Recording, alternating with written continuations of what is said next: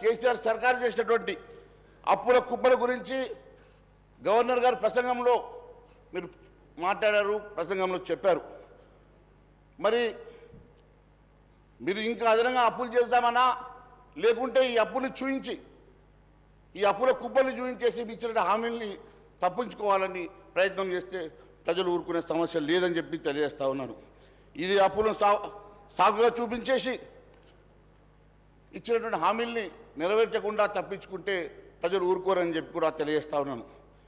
రాష్ట్ర పరిస్థితి దుర్భరంగా ఉందని, రాష్ట్ర సర్కారు దాదాపు 5 లక్షల కోట్ల రూపాయలు అప్పు ఉందని చెప్పేసి పదే చెప్తా ఉన్నారు. రాష్ట్ర పరిస్థితి దయనీయంగా ఉన్న సంగతి, అప్పుల సంగతి ప్రజలకు మనందరికీ తెలిసిన సంగతి. కానీ దాన్ని అడ్డం పెట్టేసుకొని హామీలను విస్మరిస్తే మాత్రం భారతీయ జనతా పార్టీ ఊరుకునే సమస్య లేదని చెప్పి తెలియజేస్తా ఉన్నాను.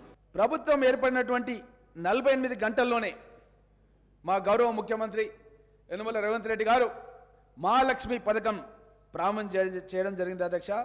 దాంట్లో భాగంగా ఆర్టీసీ బస్సులు మహిళల అధ్యక్ష సమాజంలో సగభాగం, వారికి ఎన్నో ఇబ్బందులు, ఎన్ని కష్టాలు, కొన్ని చెప్పుకునేవి ఉంటాయి, కొన్ని చెప్పుకొని ఉంటాయి, కొన్ని ఇంట్లో తల్లిదండ్రులకు కూడా చెప్పుకొని సమస్యలు ఉంటాయి అధ్యక్ష. చదువుకోవాలని ఆకాంక్ష, చదువుకోవాలంటే వసతులు లేని పరిస్థితులు, ఉద్యోగం చేయాలని ఆకాంక్ష, ఉద్యోగం చేయాలంటే కూడా ఆర్థికంగా ఇబ్బందులు అధ్యక్ష.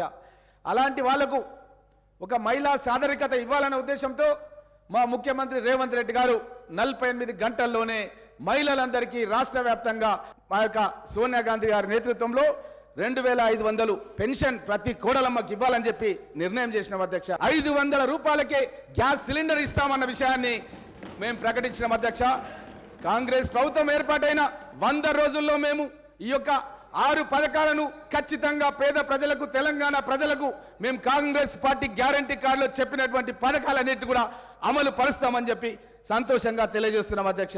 ఇందిరమ్మ ఇండ్లు గతంలో అధ్యక్ష 2 బెడ్రూమ్ల ఇండ్లు కడతామని చెప్పారు అధ్యక్ష.